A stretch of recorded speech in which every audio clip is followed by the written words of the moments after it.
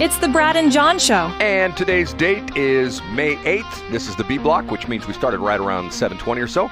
The reason I do that is that we have lots of listeners listen to the show live. We do the show live on 104.5 KSOQ, better known as Westplex Talk. And then we chop the show up, and it goes on to two different sites, bjshow.co, which is a true podcast site, and then we put it on bjshow.video, which is a podcast via the YouTube system. So for those of you listening in the future, you'll know when we're talking about it. Okay. We got great, not to interrupt, Red, we got a great compliment yesterday. I met up with someone who, if I told you who they were and who they worked for, you would freak out and want to call them on the air all the time. But they said one of the things that they appreciate most about the show is not only hearing you and I go back and forth on life and political issues, but also the fact that if you go to our YouTube and you click on any given video, you can see timestamps. So you don't have to listen. Unlike some other shows, you don't have to go into a 15 or 20-minute segment and fish around and waste your time while you're driving or whatever, trying to find the topic that you want. You can go in. It's like a menu. Just select whatever topic you want to hear us talk about and get on with your day. Was that the lobbyist from Ameren, your buddy again? Is that who that was? It absolutely was not, Brad. Okay. Let me start off with, did you see this? I don't know if you saw this or not. Did you see the interview on Fox News with Bernie Sanders? No, what happened? A big sigh there. Okay, my youngest son is a Bernie fan. I mean, and you know what? Once again, I'm not going to criticize him, but here's what my youngest son says, and he's not kidding when he says this. He wants Bernie to be the president because, according to my youngest son, when Bernie's the president, he'll have health care for everybody, and my son won't have to go to work anymore. Yeah, it'll be UBI, right? Isn't that Bernie's main concept, as universal basic income? Yes. So, in other words, I hear these things and I think to myself, how can anybody really think that? You know, because if you look at countries that are communist countries, socialist countries, whatever you want to call it, it's like right now you hear stories about what's going on in China, and there's a whole issue with the fact. Matter of fact, I heard a guy give a really good dissertation about this the other day that talked about how there's a dearth of single men with no women, and these are like adult men, okay? And you know the reason for that, John? You don't mean a dearth like there's not many of them. You mean there's an abundance of single men with no women. There's an abundance of single men with no women. They don't have a woman that they can date. They don't have a woman they can marry. Yeah, okay, I get it. And why is that, Brad? Because for decades, the Chinese government had a one-child policy. And what typically happened was the parents did not want to have a girl. So there is an abundance of men. There are far too many men in the population. The population, like, for example, if you look at, I'm a demographic guy. If you go into counties, and like I look at St. Charles County all the time. St. Charles County is like 52.5% women, 47.5% men. Okay?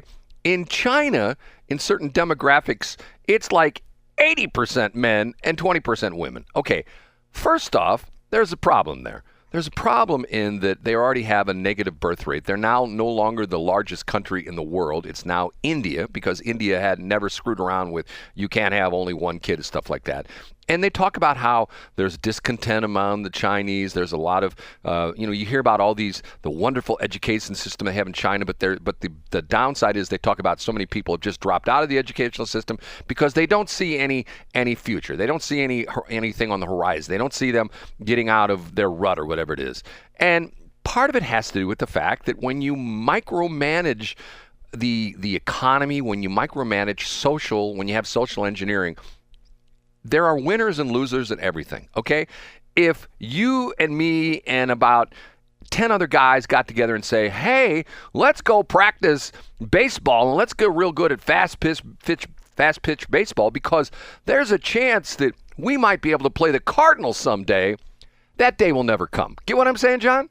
Because of the fact that the Cardinals... I get exactly what you're saying, yeah. And it's just unrealistic expectations. Now, the crazy thing about it is, we talked about him in the last break. Look at David Hoffmann. David Hoffmann, if you believe his bio, was born and raised in Washington, Missouri. I don't actually think he lived, I think he lived outside of Washington. But he supposedly lived in a house that didn't have any running water, which I still have a problem with because I still think... Right, which he's probably... Okay, so let's say he's exaggerating by 10%. Go on. Your point is he came from humble beginnings. Right, and he's now a billionaire, okay? So why can't anybody do that? I mean, that's to the point where... But yet the flip side of it is you see the privileged folks like the Jasmine Crockett who, turns on the ghetto speak, but yet she went to MICDS. She sure did. Right. And then she went to a prestigious college and she got her law degree, but yet she turns on the ghetto speak, and it's like, okay, what is this? And yet you saw she was in the news the other day. You see that story about how she had preferential boarding. Did you see that picture? I saw that, and people were angry. Let's get back real quick, though. You were making a point about Bernie Sanders. And what did he say in this interview, Brad? I don't think we got around to what he said. He was questioned about flying around the country in a private jet.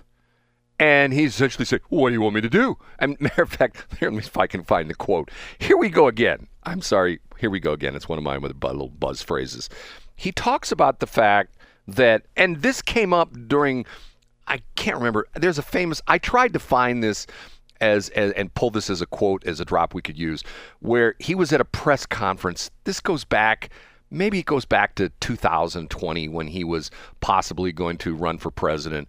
And one of the reporters asked him about, he's Mr. Green, everything's got to be green, we got to protect the environment.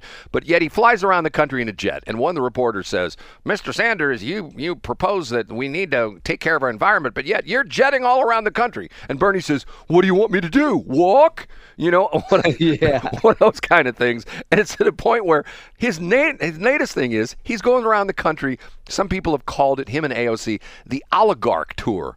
But yet he flies around in a corporate jet. Now, John, oligarchs, do you think if you had some guy, let's say you had some super rich dude, let's say back in the day you had the Bush family was still in charge of Anheuser-Busch. Let's go back to the days when Augie Bush III was running Anheuser-Busch. Do you ever think you'd be sitting next to Augie Bush III in coach? Well, there is only one class in Southwest. Absolutely not. You wouldn't be in the middle seat next to him on a Southwest flight. Absolutely not. Right. Because of the fact that he has the money and the wherewithal to have his own Falcon jets out at Spirit of St. Louis back in the day. And his own, and I told the story, when I was flying traffic back in the day, Alan Barklage, when I first started flying, Alan said, hey, now from time to time, Mr. Bush is going to call you on the radio and give you a traffic report. I go, yeah, right, Mr. Bush is going to call me. And he goes, no. He lives out in St. Charles County and he flies in every morning and he flies back in the afternoon. And sure enough, about a week after I started flying, guess who called me? It was Augie Bush III. And he just was telling me, hey, there's a traffic report here on Interstate 40. It looks bad coming up to the Blanchard or the Downey-Boone Bridge, blah, blah, blah, blah.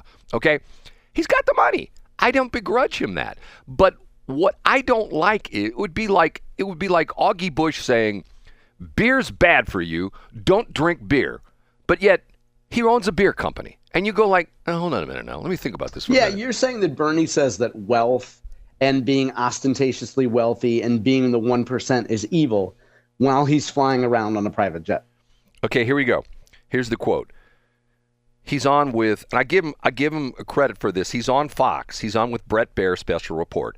And Fox says to him, with multiple rallies a week, Sanders defended his mode of travel, telling Special Report executive editor Bret Baier in an exclusive interview Wednesday, that's the only way to get around, quote unquote. And we're back into quotes. Quote, you run a campaign and you do 3 or 4 or 5 rallies a week.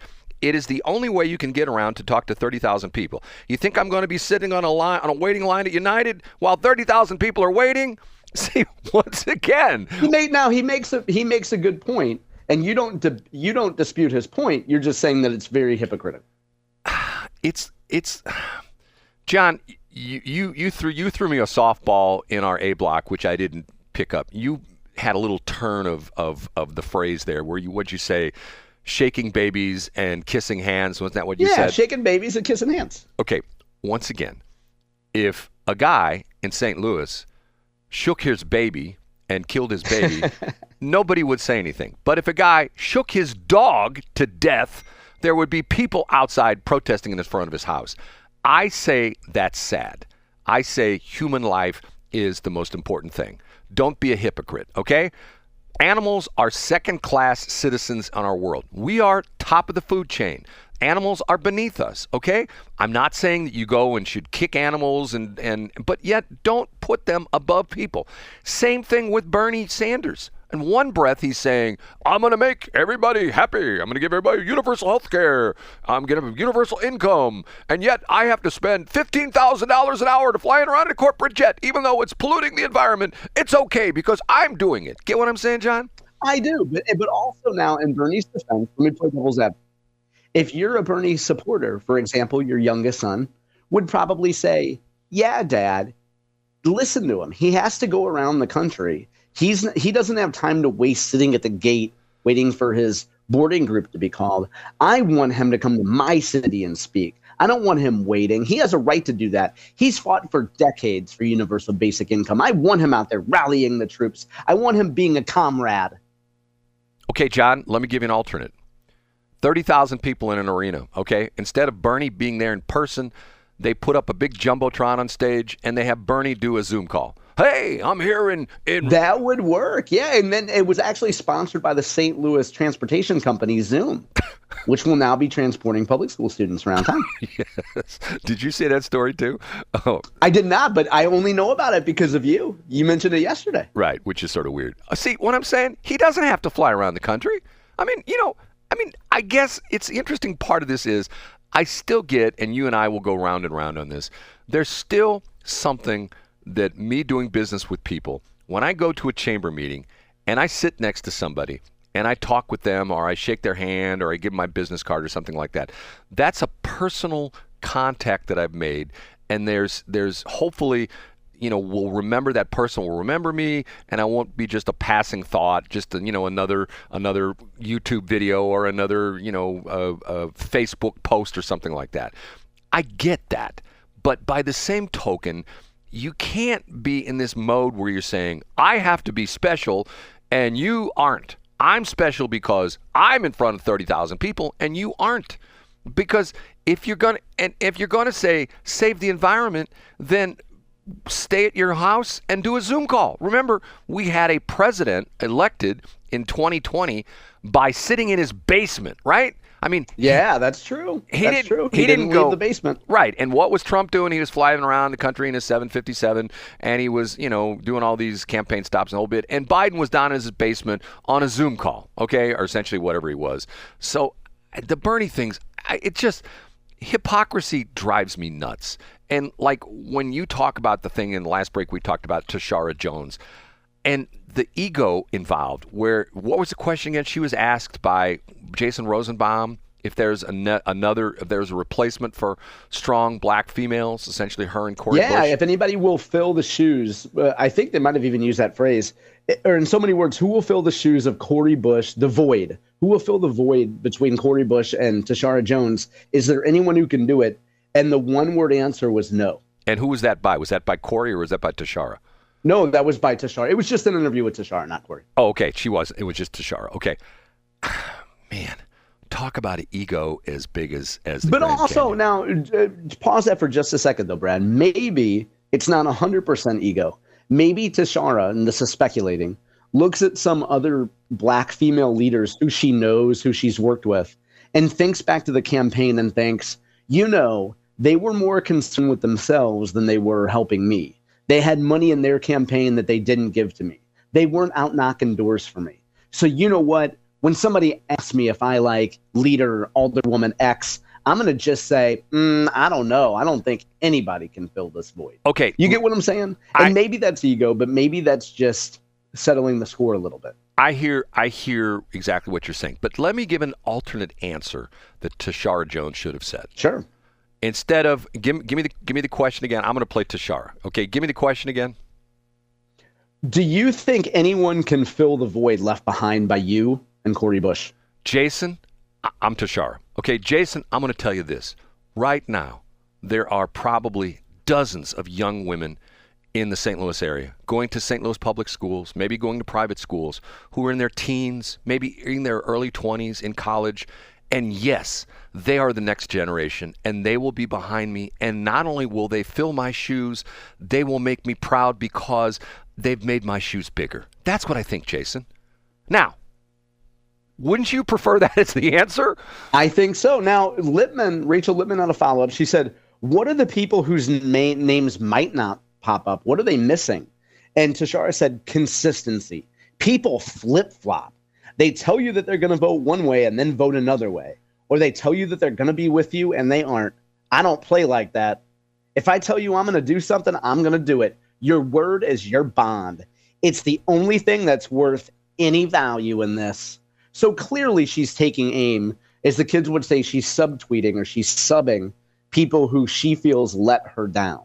And that's why she's not going to put them over, to use a pro wrestling term. You know what? She's got my initials, but it's not my name. You know what the initials stand for? My name is Brad Hildebrand, BH. You know what her initials are? Oh, I don't know, Brad. BH, which stands for... Oh, is that butthead? No, butthurt. She's just butthurt. Oh, butthurt. Yeah. But hey, you know what, though, Brad? The flip side of this is also she's done. She mentions that they ask her what's new with the Monarch, which was she's listed as one of her accomplishments. And she said, I don't know. She said, it's been interesting not having to have an opinion on everything that happens on every level. Now I can just pay attention if I want to, or tune it all out if I want to. I think she has earned the right to not pay attention and just go away. And if I was her, I would consider this my exit interview. And I would say, look, I don't owe anybody else any other answers. And she doesn't. I mean, she's put the time in, Brad. She's earned the right to just walk away and have people leave her alone. Okay. I don't agree with that, but neither here nor there. Okay, we have to move on. We're running late as usual.